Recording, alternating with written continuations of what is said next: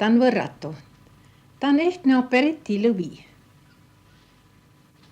Ja niisuguseid ma pean ütlema, et vist sünnib väga harva. Väga huvitav on tema laval selle poolest, et kui meil näiteks näitlejad tunnetavad, et publik tuleb kaasa temaga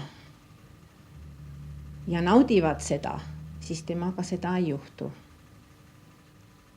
Ta jääb ikka kindlalt alati oma rolli.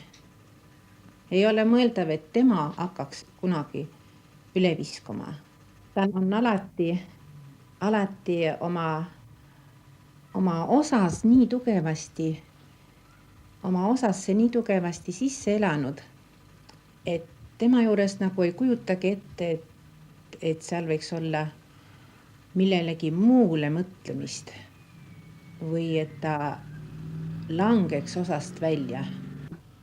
Ma peaksin veel ära mainima Ülo Vinteri Raudmäe 4 musketäri, kus Endel mängis kardinali osa.